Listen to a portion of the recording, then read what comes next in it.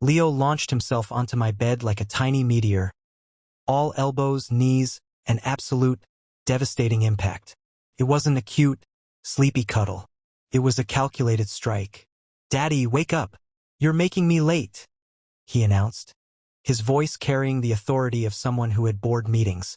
I groaned, burying my face deeper into the pillow. "Leo, my love, it's Saturday. No school." He froze mid-pounce, processing, his brow furrowed with the immense responsibility of correcting me. "So, you're still slow. I want to eat and watch Baby Shark." 5 years old, all stern brows and stormy emerald eyes, already carrying that cool, evaluative silence that made my omega instincts want to stand at attention, or bare my throat. I loved him so much it was a physical ache. "Message received, General." He flashed a triumphant, gap-toothed grin and launched himself toward the kitchen, his footsteps a commanding thump-thump-thump across the worn linoleum. "I will help you. I'm this many now," he declared, holding up his whole hand, pinky trembling with effort. He smacked an egg against the bowl's edge. Shell fragments rained into the yolk. "I can do stuff." "You sure can," I said, fishing out a piece of shell with my finger. "You're doing all the stuff." He tried to look serious, but a proud smile escaped. It was a smile I didn't recognize, not mine. It belonged to a memory made of sharp angles, pale green eyes, and the ghost scent of a winter forest and clean iron. A memory I kept locked in a lead box at the back of my soul. I shook my head, clearing the persistent echo. Leo was staring at me. "Daddy, you got your look." "What look?" "Your faraway look. You get it when—" He paused, searching his 5-year-old vocabulary for the right weapon. "When you're thinking about before." My heart stuttered. "Before what?" He shrugged, suddenly very interested in the toaster settings. "Before me." The air left the room. My voice was a brittle whisper. "There is no before you, Leo. Everything good started with you." He looked up then, and in the clear morning light, his eyes were devastating. Not the soft, familiar brown of mine, but a luminous, piercing green. A direct, undeniable inheritance. "Daddy," he whispered, the commander gone, replaced by a small boy with a universal, aching curiosity. "How come I only have one daddy? Sam has a papa and a dad. Noah has 2 papas." I knelt, the cool floor biting into my knees, and took his sticky hands in mine. My voice was a fragile thing, fighting the automatic surge of omega compliance. "Because families come in all different shapes, Leo. Ours is a perfect shape. It's just our shape." "But is there one somewhere?" he pressed, his whisper now filled with the weight of a hope I couldn't bear. "An other daddy?" The truth was a live wire in my throat, sparking and dangerous. "Yes, there is. And he is a king in a world of monsters. And he can never, ever find you." I molded my face into the softest shape I could manage. "You have me. You have all of me, forever and always. That's the rule." Leo studied my face with an intensity that saw far too much. Then, in a sudden surge, he wrapped his arms around my neck, squeezing with a surprising strength. "I just want you to have help," he mumbled into my shoulder. "So you're not the only one." It shattered me. It rebuilt me. It left me breathless with a profound, terrifying love. I held him, breathing in his scent of childish sweetness and, beneath it, the unmistakable primal trace of future storm, ozone and raw iron. "I have all the help I need right here," I whispered into his hair. He pulled back, the moment passing as quickly as it came, his smile returning, bright and fearless. Blissfully, tragically unaware of the earthquake waiting to crack open our carefully constructed world. My chest swelled with pride. My blood ran cold with dread. On the afternoon we headed to the grocery store, I saw it. A sleek, black sedan. North side plates. Tinted windows so dark they swallowed the light and reflected nothing of the street. My scent gland prickled violently beneath the industrial-strength suppressant patch on my neck. It was a phantom pain, an omega alarm bell ringing after 5 years of silence. "No, it's nothing. Just a car. You're paranoid. But paranoia keeps you safe." I tightened my grip on Leo's hand, pulling him just a fraction closer. I fixed my eyes forward and walked, putting one foot in front of the other, a strenuous performance of normalcy. But I felt it, a pressure between my shoulder blades, a primitive omega-deep knowing. The air itself was holding its breath, thick with the subtle, sterile scent of wealth and impending trouble. It wasn't him, not the father. But Northside plates meant someone or something watching, someone dangerous. I had run. I had hidden.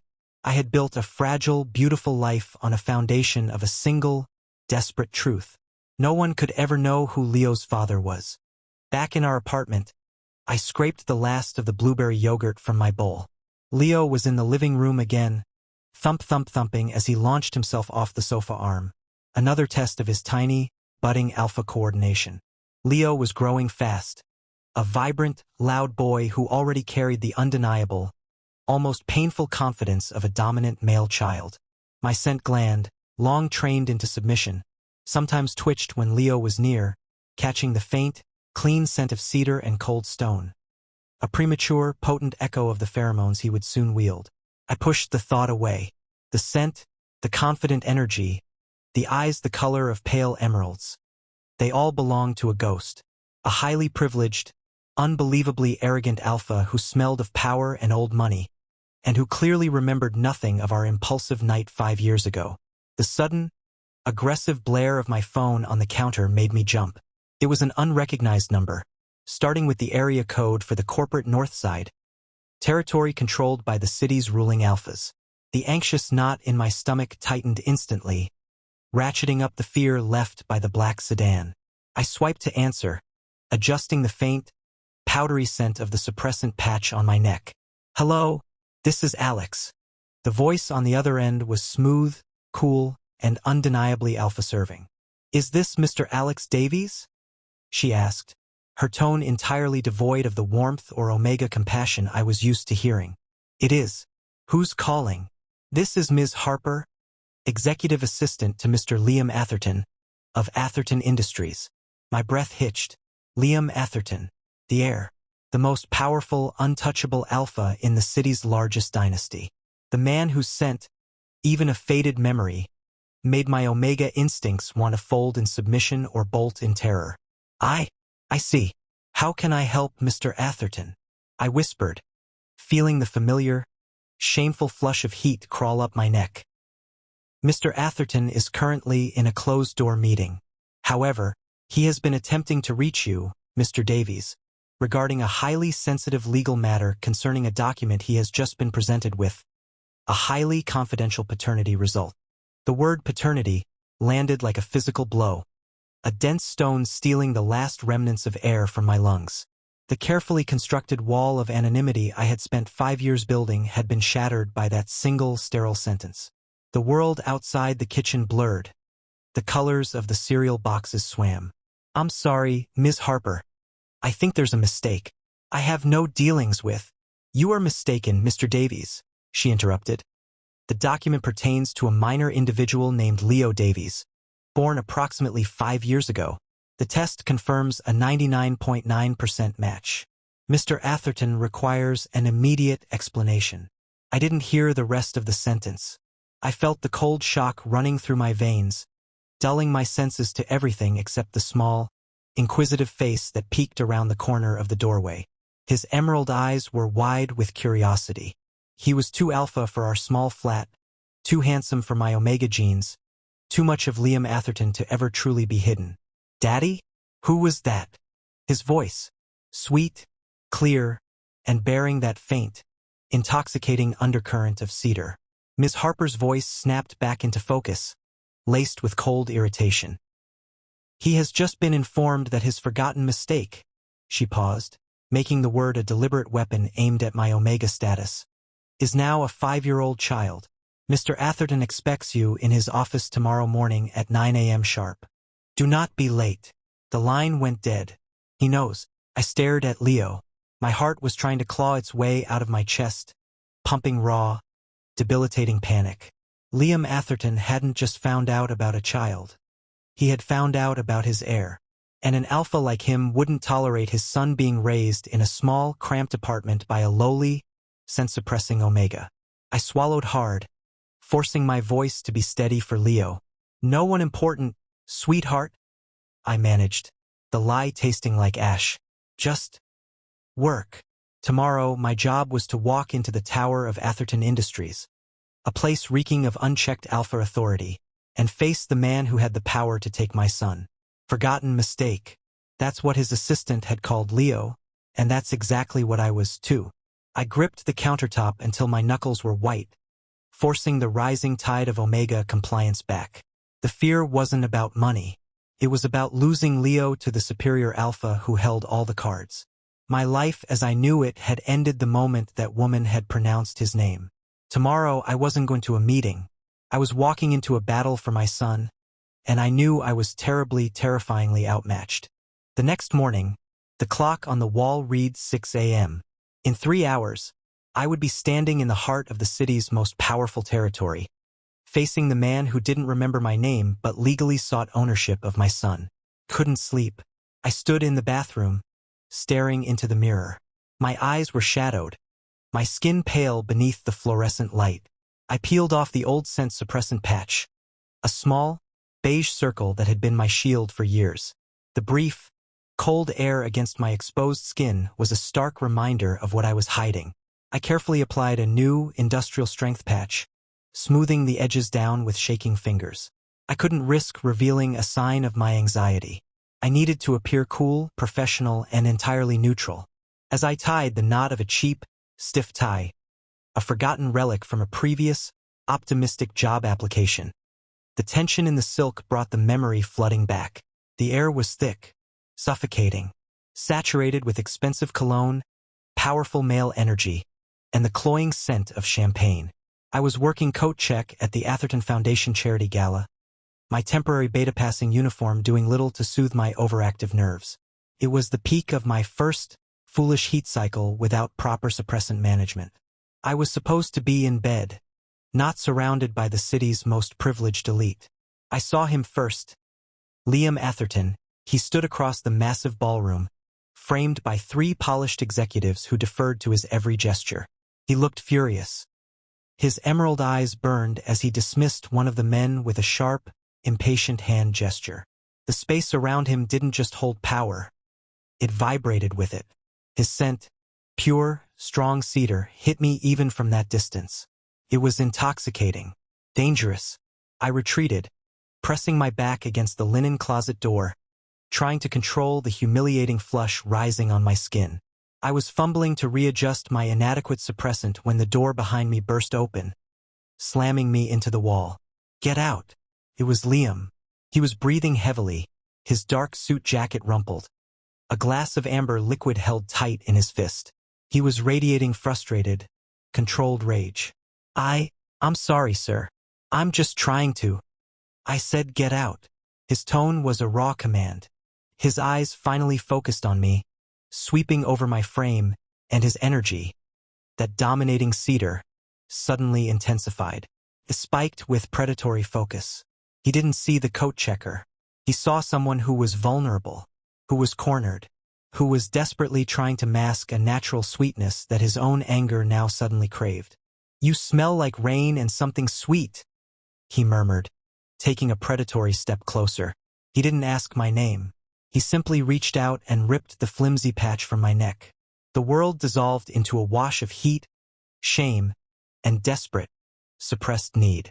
The sudden, overwhelming rush of his presence, coupled with the exposed state of my own, erased all logic. The rest was a blur of a hastily booked, anonymous hotel room, desperate hands, and fierce, unyielding release. He used me to forget whatever crisis had consumed him. I used him to find a fleeting moment of primal release I'd been suppressing for months. When I woke up alone before dawn, the only evidence was the crisp $100 bill left neatly folded on the nightstand. A silent, transactional final word that cut deeper than any harsh word could have. I felt sick. I grabbed my clothes and ran, the scent of expensive hotel soap and regret clinging to me. I zipped up the cheap canvas bag containing Leo's favorite stuffed dinosaur, in case the meeting ran long, and my hospital ID. The memory of the $100 bill still stung like a fresh burn. That's all I was to him.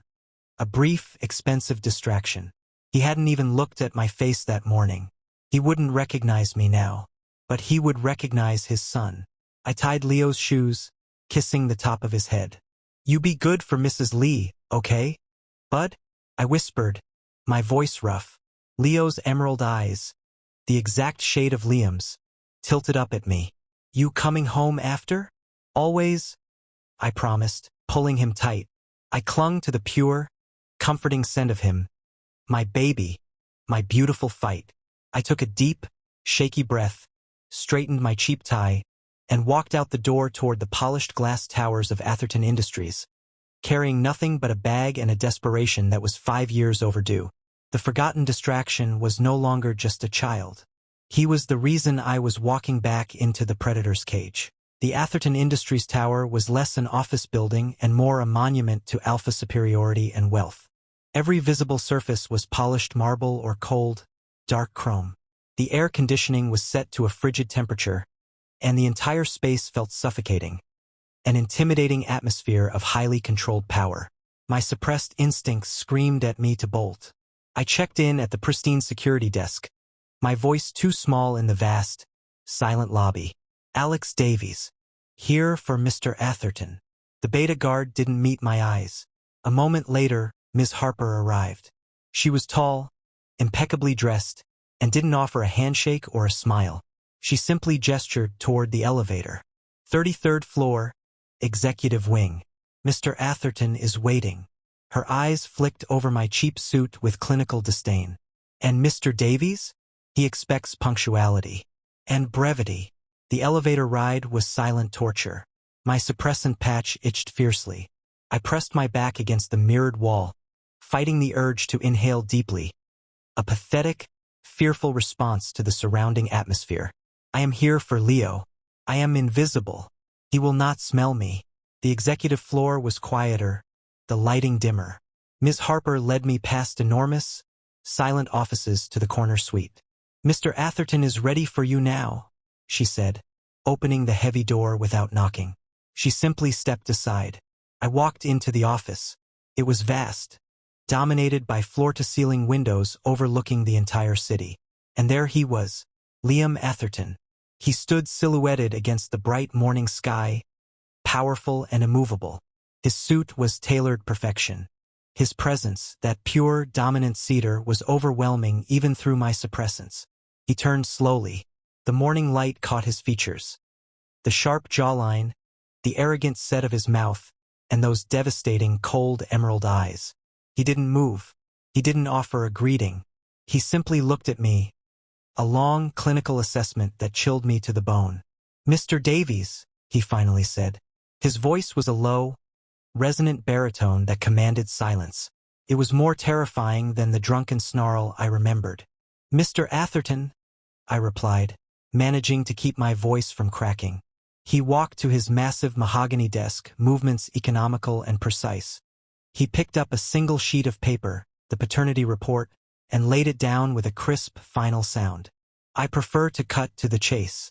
This document confirms a 99.9% match between myself and a 5-year-old minor, Leo Davies.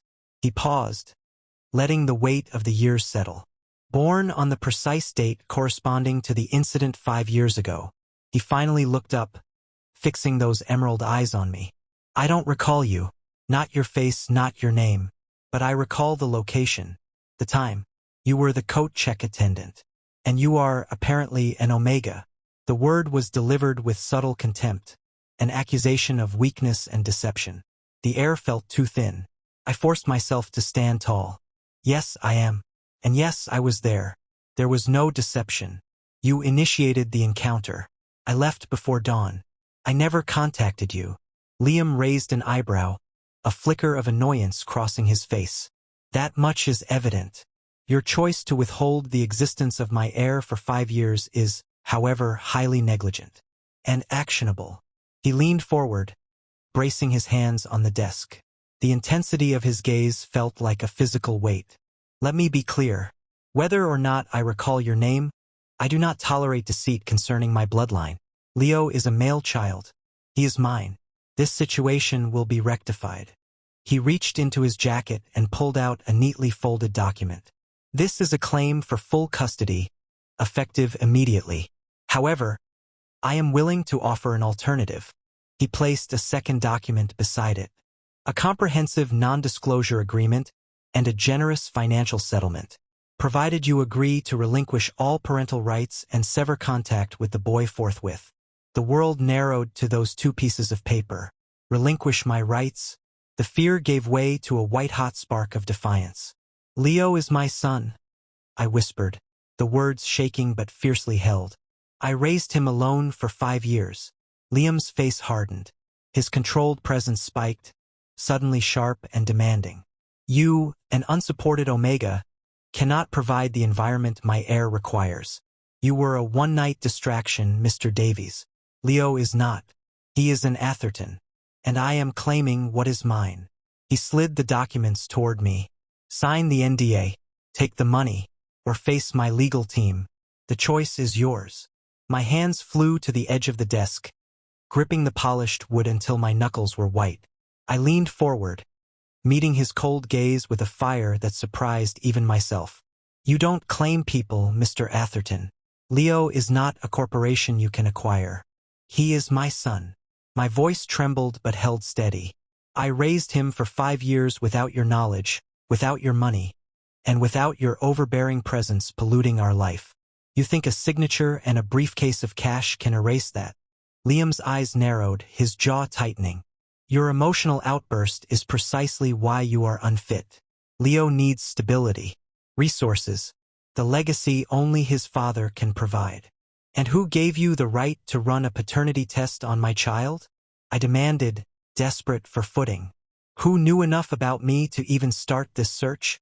Liam paused, a flicker of annoyance at being forced to deal with trivialities.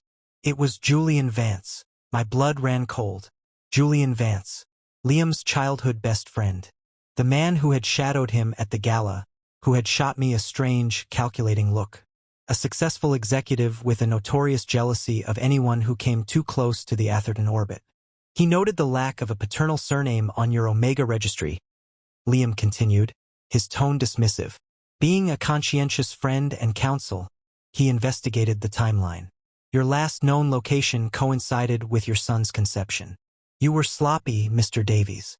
My vision tunneled. It wasn't a random search. It was a targeted, malicious act by someone who wanted to cause trouble. I took a deep, steadying breath, letting the rage settle into solid resolve. I looked at the sleek NDA, then back at Liam, his expression utterly detached. I will not sign it, I stated clearly, pushing the documents back across the vast expanse of mahogany. Unleash your legal team. I may be a poor Omega, but Leo is my child. I will fight you until I have nothing left. We will see who the courts believe is the better parent, the one who stayed or the one who paid for his mistake and forgot it. I turned. I didn't wait for his reply. I walked straight for the door, my legs shaking but my spine straight. The immense power of the room pressed against me, but I refused to break stride. I walked out of Atherton Tower and didn't stop until I was swallowed by the chaotic, anonymous rush of a street corner 3 blocks away. My spine was still rigid, a rod of defiance, but my hands trembled violently in my pockets. The phantom scent of cold cedar and polished power burned in my lungs. It was just after 9:30 a.m. The confrontation, the shattering of my life, the declaration of war, had lasted less than 30 minutes. The hours that followed were a blur of paralyzing dread. I walked, directionless, until my feet ached, staring into shop windows but seeing only Liam Atherton's merciless emerald eyes and the stark, typed lines of the custody agreement. Every instinct screamed to run, to hide, to pack our lives into 2 bags and disappear again. But the rational part of my mind, the part that had built this fragile life, knew it was too late. He would find us. Fighting him felt impossible. Running felt futile. Exhaustion, deeper than bone, finally drove me home. I caught the bus back to our neighborhood just before 3 p.m., scraped raw and terrifyingly small. I picked up Leo from Mrs. Lee's, forcing a smile as she handed me a sheaf of crayon drawings and his slightly sticky jacket. He was a delight, as always, she said, her warm, Grandmotherly Omega sent a bomb for a moment. Asked about you a few times. Back in our apartment, I tried to find solace in the worn sofa, the faded rug, the sunbeam cutting across the dusty floor. But today, our nest didn't feel like a sanctuary. Felt fragile, exposed, waiting to be discovered. I was helping Leo into his pajamas, a ritual that usually grounded me. When the knock came, it wasn't Mrs. Lee's gentle tap. It was 3 sharp, precise raps on the door that vibrated through the thin wood and straight into my sternum. My blood turned to ice. "Who's that, Daddy?" Leo whispered, wide-eyed. "Stay here." I breathed, my voice barely audible. And there he was, Liam Atherton, in my dim hallway, utterly out of place. A masterpiece of charcoal wool and severe lines against peeling beige paint. His expression was cold, precise, and measured. A leather folder held in one gloved hand. The papers. He had come to finish what he started. Panic, sharp and sour, flooded my mouth. Couldn't let him in. But not answering would change nothing. He would wait. He would break down the door. He owned the world. With a trembling hand, I turned the lock and opened the door just a crack, blocking the view inside. "What are you doing here?" I hissed. My Omega instincts screamed in submission at his proximity, at the wave of that devastating cedar scent. "You left before our business was concluded," he stated, voice low and devoid of warmth. "We have matters to settle. Now." His gaze swept past me, into the apartment, evaluating the territory as if it were a spreadsheet. "Invite me in, Mr. Davies, or we continue this in the hall. Your choice." Defeated, I stepped back, letting him cross the threshold. The entire apartment seemed to shrink under the weight of his presence. He had just opened his mouth to deliver another ultimatum when a small voice piped up from behind the sofa. "Daddy? Who's the tall man?" And then Leo stepped into full view. Time stopped. Liam froze. The leather folder hung forgotten at his side. Every bit of calculated arrogance, every line of cold intent, evaporated. Shock, awe, and something utterly human replaced it. Leo stood there in dinosaur pajamas, hair damp, one small hand clutching his stuffed triceratops. He looked up at Liam, curious and unafraid. Liam's breath caught audibly. His chest tightened. That flawless mask of dominance fractured, revealing something raw and unprepared, stunned, almost painful vulnerability. He devoured every detail.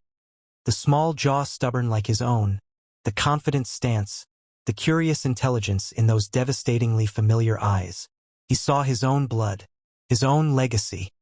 He stepped forward, hesitated, then froze, as if touching Leo might shatter the moment. Leo, sensing the focus, tilted his head. He looked from Liam to me, then back. A tiny, tentative hope shone in his eyes. "Are you my new daddy?" His voice was quiet, almost a whisper, yet it rang in the tense room like a bell. The question hit Liam like a thunderclap. His emerald eyes flickered from Leo to me and back, chest rising and falling rapidly. The custody papers were a weapon in his hand, yet they felt meaningless now. He didn't answer. He couldn't. He just stared at his son, the heir he'd come to claim, and for a long, silent moment, the only sound in the room was the frantic beating of my own heart. The silence that followed Leo's question was absolute.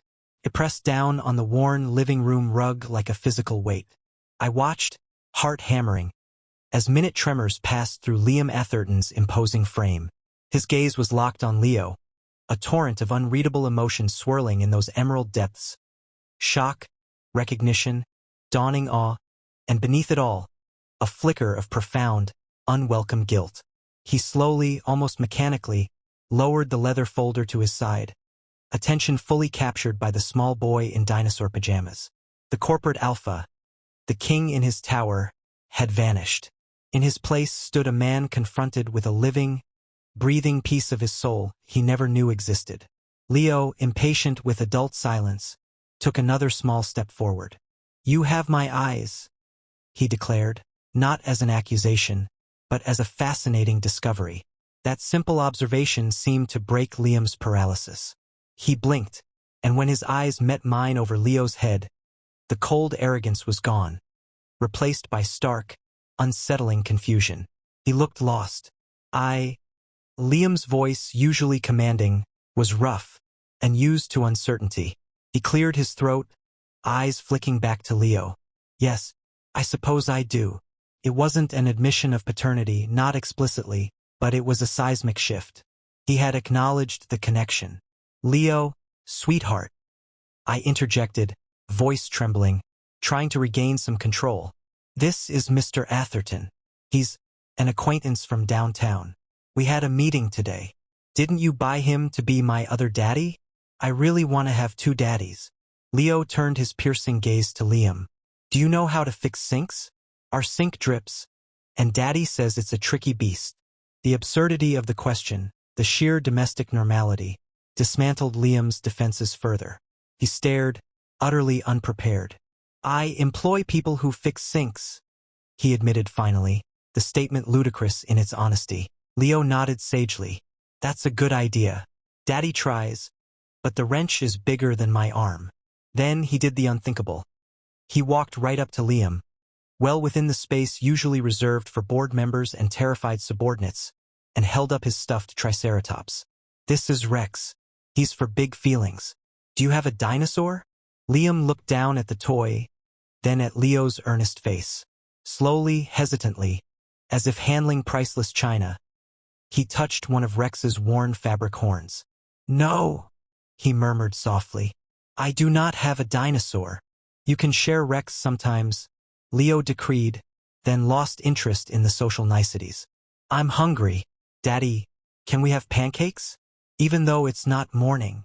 It was a blatant ploy for a treat, a normal piece of our chaotic, loving life now playing out in front of the most dangerous man I knew. Liam was no longer looking at Leo as an asset. He was looking at him as a child. His child. Liam's eyes snapped to mine. The intensity was back, but it had changed. It was no longer about legal claims. It was a silent, demanding question. What happens now? The power dynamic had irrevocably shifted. He was in my world, governed by bedtime and dinosaur names, and completely out of his depth. Mr. Atherton was just leaving Leo, I said firmly, finding courage in routine. But Liam didn't move. He was still looking at Leo, who was now patting his stomach dramatically. Pancakes are serious business, Liam said, the words strange and stiff, like he was speaking a foreign language. He was trying. The effort was agonizingly obvious. Leo beamed. See, Daddy?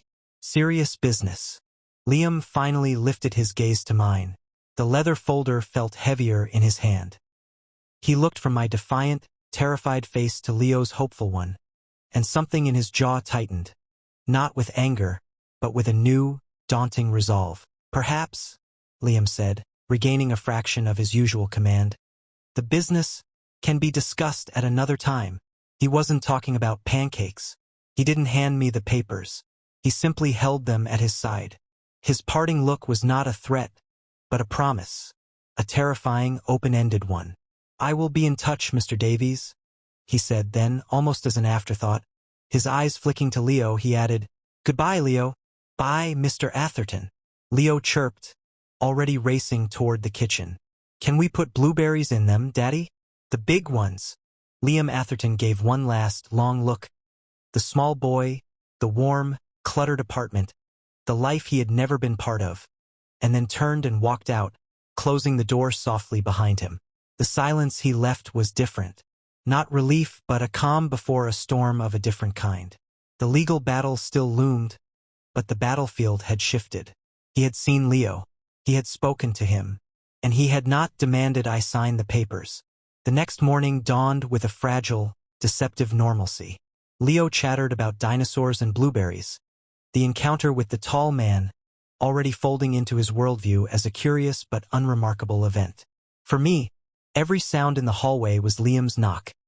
Every ring of my phone a summons from Ms. Harper. But the call that came at 10 a.m. was not from the Atherton Tower. It was from an unknown number, and the voice on the other end was Liam's, stripped of its corporate resonance, speaking directly and with a startling lack of preamble. Davies, we need to talk. Not in my office. Not in your apartment. Neutral ground. There's nothing to talk about, I said, my grip tightening on the phone. You saw him. That doesn't change anything. It changes everything, he countered, his voice low and intense. And you know it. I'll be at the Glass House on 12th at noon. If you don't come, my next visit won't be so informal. I'll bring my legal team to your doorstep. Your choice. The line went dead. The threat was clear, but the venue was curious. The Glass House was an upscale, quiet cafe known for its privacy, not a corporate war room. I went, of course. The image of suited lawyers crowding our hallway, terrifying Leo, was enough to get me there. I wore my own armor. Jeans, a simple sweater, my scent patch firmly in place. He was already there, seated at a secluded corner table, back to the wall. He looked different again. Still powerful, still immaculately dressed, but the cold fury of the tower was gone. He looked focused and strangely, almost agitated. A simple manila folder lay before him, not the leather-bound decree. I slid into the chair opposite him. Well, he didn't waste time. He opened the folder. Inside weren't legal documents, but what looked like plans, architectural sketches, a color-coded schedule, a list of names with credentials. This is untenable, he began, his finger tapping the top page. A blueprint of what was clearly a child's bedroom, lavish and perfect. Your apartment is inadequate. The school district is subpar. Your financial situation is precarious. Leo deserves security, the best education, exposure to his heritage. The old anger flared. He deserves love. He has that, in abundance. Liam's jaw tightened. Love is not a roof that doesn't leak. Love is not a future. I am not proposing to remove you from the picture. The words seemed to surprise him as he said them. He pushed the blueprint aside, revealing a different document, a draft agreement. I am proposing a transitional arrangement. Joint legal custody. Primary physical residence remains with you, for now. He spoke the concession as if it pained him. But he spends weekends with me, at the Atherton estate. He will have his own rooms, grounds to explore, tutors to supplement his education. You will have a monthly stipend to ensure his needs are met without strain. I stared at him. This wasn't the all-or-nothing demand of yesterday. This was a blueprint for infiltration. You want to buy your way into his life, slowly, so he gets used to the luxury, so he starts to prefer it. His eyes flashed, not with anger, but with a fierce, undeniable honesty. I want to know my son. He asked me if I had a dinosaur. I have an entire wing of a natural history museum I can show him. Is that a crime? He leaned forward, his voice dropping. You hid him for 5 years. You denied me every first step, every first word. You do not get to deny me now. This, he gestured at the papers, is me not tearing your world apart with lawyers. This is me trying to build a bridge. However inconvenient you find it. The raw admission of loss in his words, denied me every first step, hit me with unexpected force. I had been so focused on my fear, my survival, that I had never considered his perspective as a deprivation. He was still an arrogant ass, but for the first time I saw the wound. Weekends, I whispered, the battlefield shifting under my feet again. Starting this Saturday, I will pick him up at 9 a.m. You will provide a list of his routines, dietary preferences, fears. It was an order, but it was also a request for a manual, a guide to our son. And if I say no? He sat back, his expression closing off. Then we revert to the previous option. Full custody battle. I will use every resource to demonstrate your environment is unfit. And I will win, Davies. You know I will. It was a brutal, calculated checkmate. He was offering a path that kept Leo mostly with me, but it came at the cost of allowing him in, of letting Leo be shaped by that world, by him. My omega instincts warred within me, the protective urge to keep my pup safe in our nest, and the deeper, primal understanding that an alpha father, especially this alpha, was not inherently a threat to his own child. That his presence could, in a way I hated to admit, provide a security I never could. I looked at the schedule. Saturdays and Sundays. Overnights. I imagined Leo in that vast, cold estate, confused and missing me. But I also remembered the awe in Liam's eyes, the soft way he'd touched Rex the dinosaur. "I go with him," I said suddenly, the words leaving my mouth before I could stop them. "The first time. I bring him, I stay for the day, I bring him home. So he knows it's safe. So I know it's safe." Liam studied me for a long, tense moment. A flicker of something, respect, annoyance, crossed his face. He gave a single, sharp nod. "Agreed. This Saturday. You will both come. We'll have lunch." He closed the folder, the negotiation seemingly concluded. As I stood to leave, feeling dizzy, he spoke again, his voice quieter. "The sink," he said. I turned. He wasn't looking at me, but straight ahead, his profile stern. "The one that drips. I'll send someone to fix it tomorrow.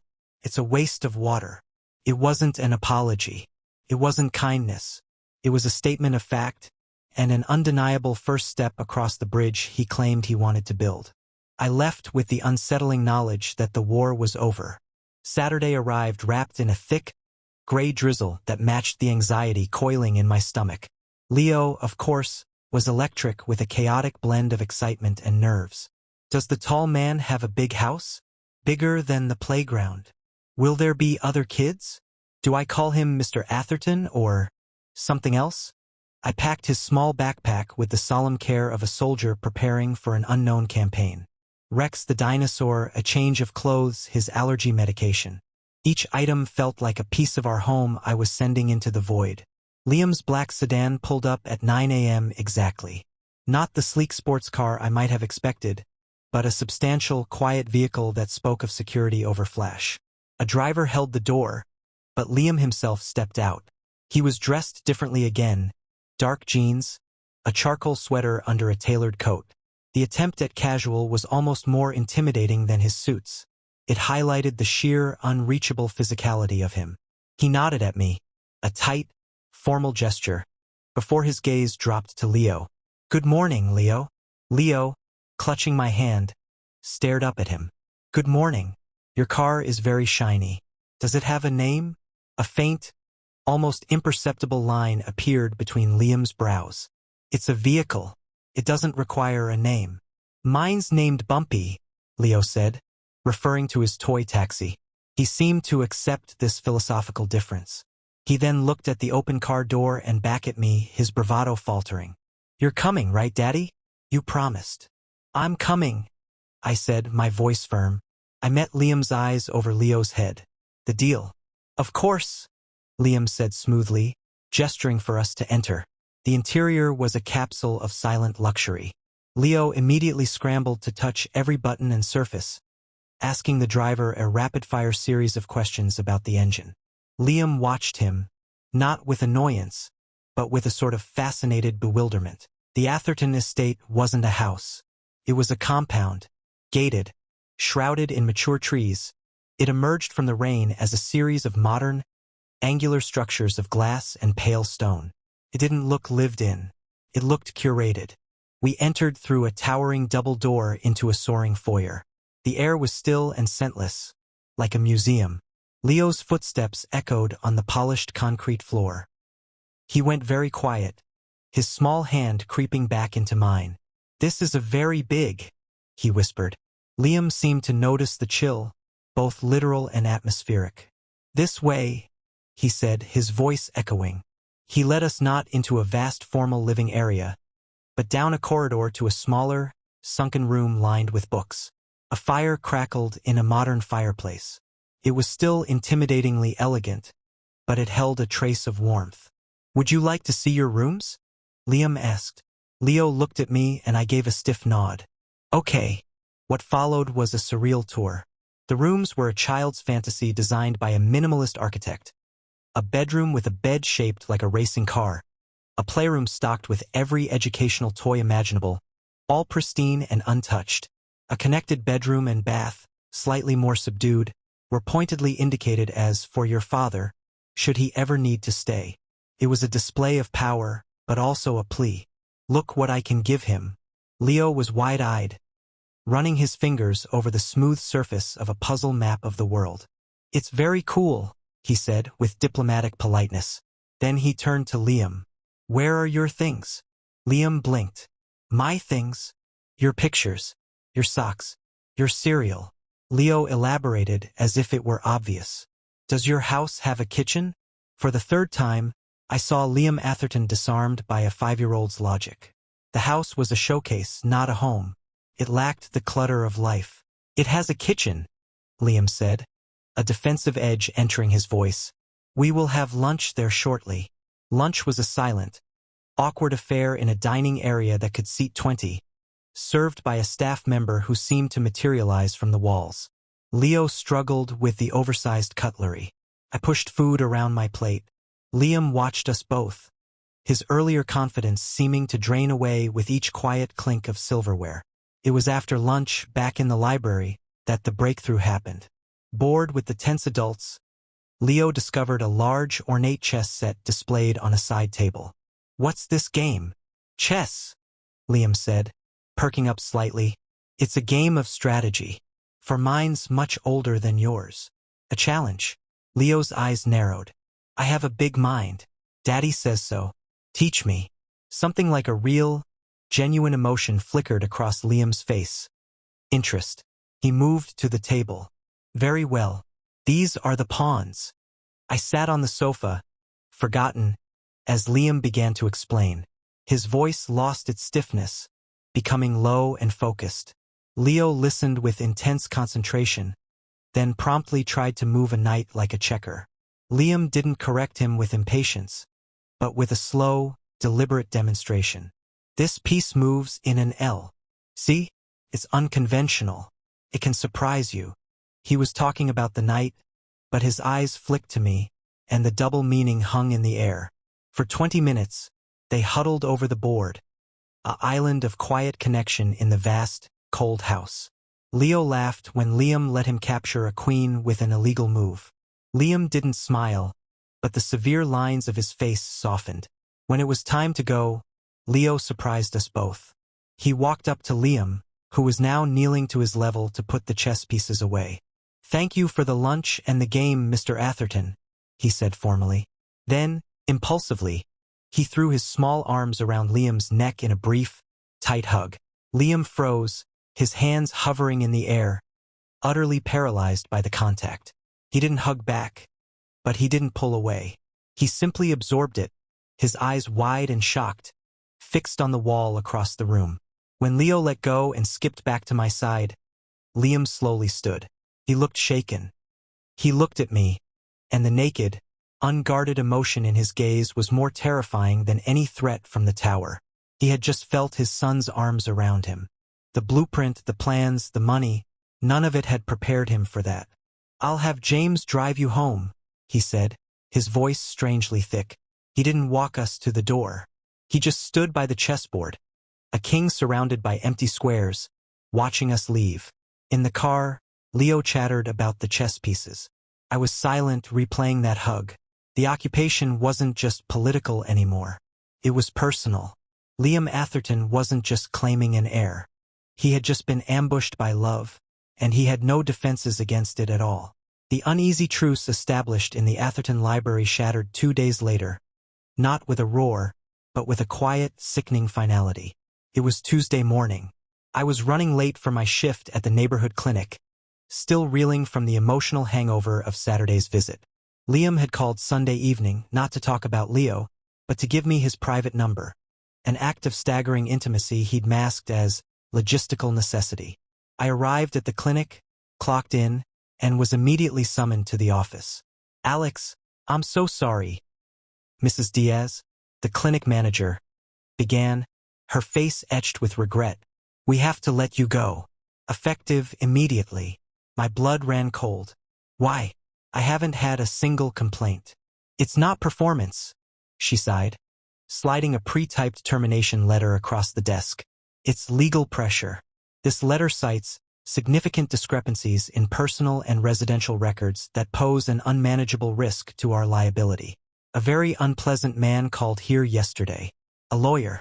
He was asking questions about your financial stability, your previous employment gaps, and why your child's paternity records were sealed. He made it clear that if we continued to employ you, The clinic would face a costly audit and potential lawsuits. My hands flew to the termination letter. Julian Vance. This wasn't Liam's work. It was a flanking maneuver by a jealous enemy, leveraging Liam's wealth to destroy my stability.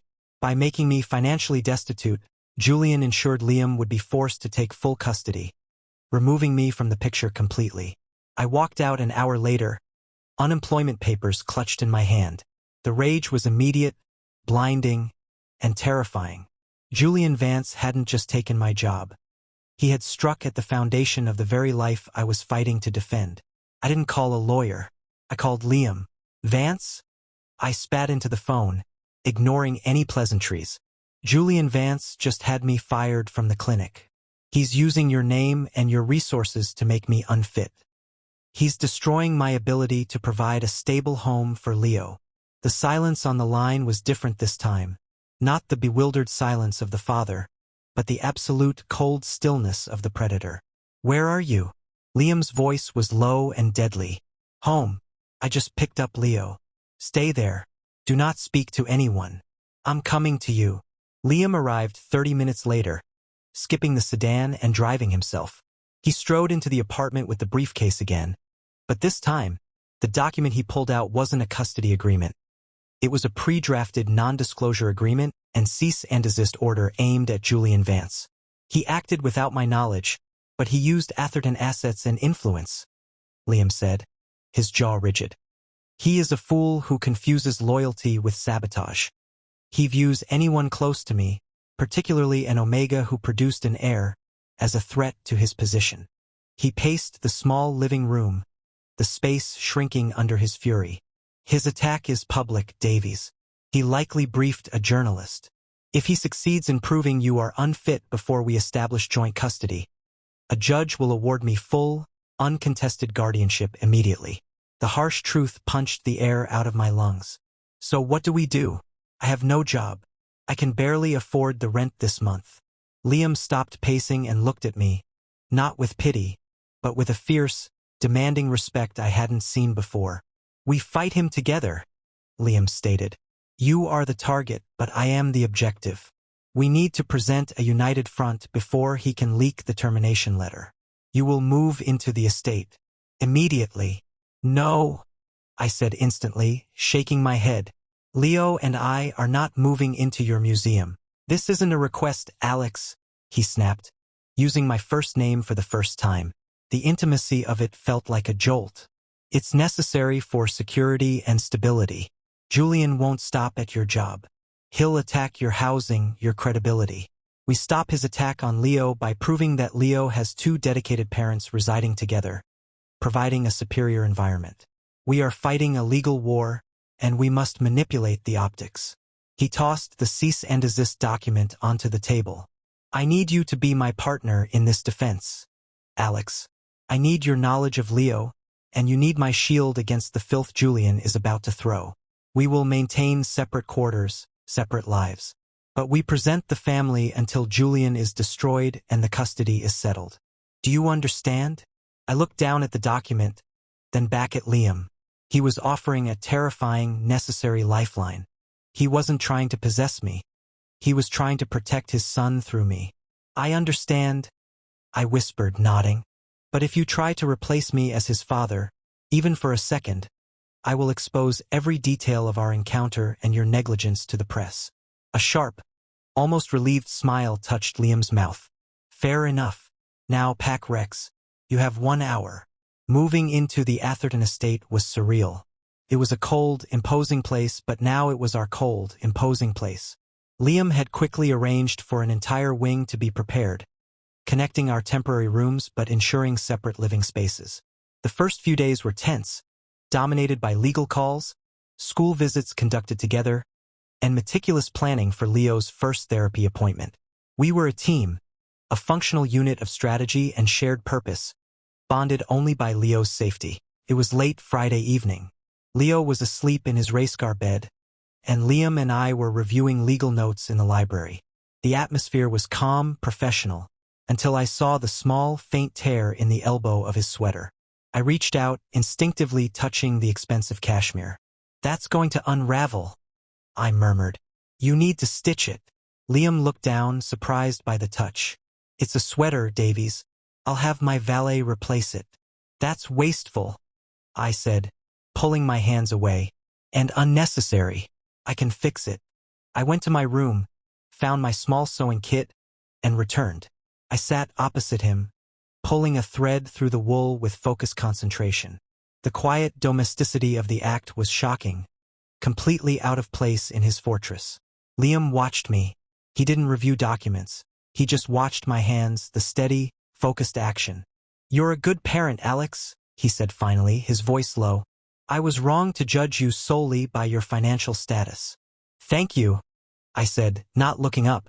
When I finished, I handed the sweater back. The mend was nearly invisible.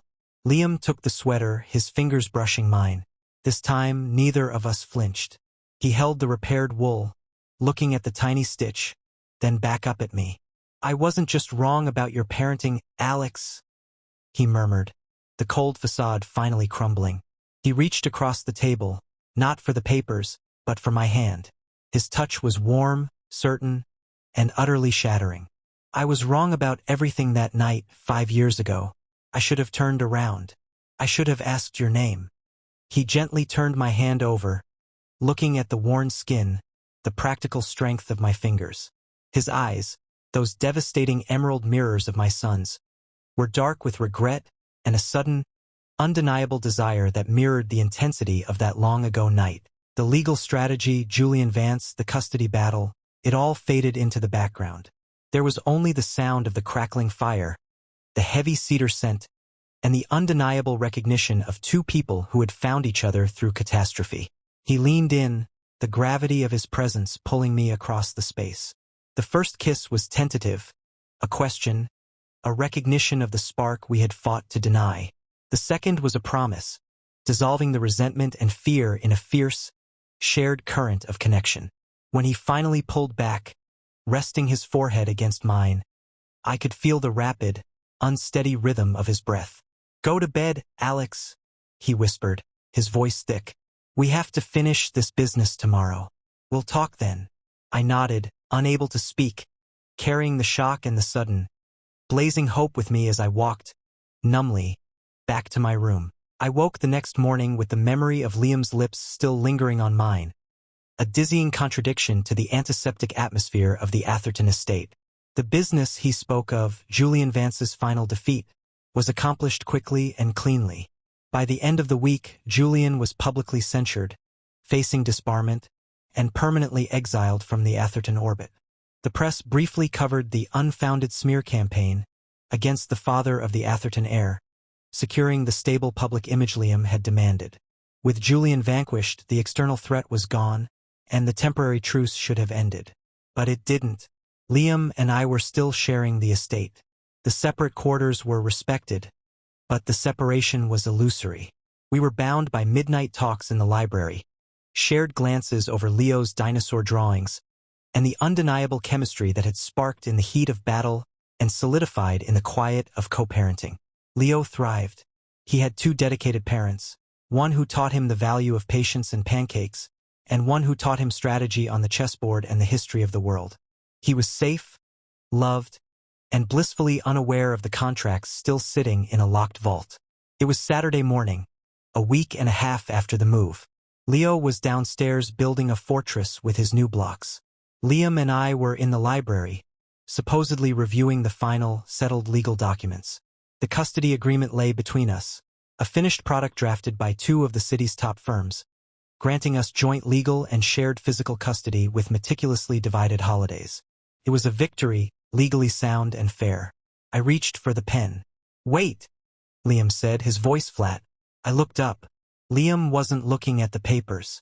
He was looking at me, across the mahogany table that had hosted our war, our truce, and our slow, painful surrender to trust. I have never liked this document, he admitted, resting his palm on the thick sheaf of papers. It assumes we are adversaries. It assumes we need a third party to tell us how to love our son. It assumes we'll revert to being strangers once the thread is gone. I countered softly. Liam held my gaze. I don't want to be a stranger. Not to you and not to Leo. He paused, the air thick with 5 years of regret and 2 weeks of intense connection. I want to be your family, Alex. The one Leo asked for. The one I didn't know I needed. He took the pen from my hand, his touch warm and electric. Instead of signing, he picked up the entire document, the final, settled, legally binding custody agreement, and slowly, deliberately began to tear it in half. The sound was sharp and final. He tore it again and then again, letting the expensive paper flutter onto the table. "This document is void," he stated, his voice ringing with authority. "We don't need the courts to define our relationship. We define it. You are Leo's father. I am Leo's father. We are partners." Tears blurred my vision. This wasn't a legal move. It was a sacrifice of control, a true surrender of the alpha power he prized most. "And what does that partnership look like?" I whispered. Liam stood up, walked around the table, and pulled me into a kiss that erased the coldness of the Atherton Tower, the shame of the $100 bill, and the fear of the last 5 years. It was a kiss of commitment, of choice, and of earned love. "It looks like me learning to fix a sink, and you teaching Leo the unconventional strategy of the night," he murmured against my mouth. "It looks like us, here, together." He pulled back, his eyes searching mine, his expression open and utterly sincere. "Leo already made the choice, Alex. He asked for 2 daddies. I am ready to be one of them. Are you ready to let me be the other?"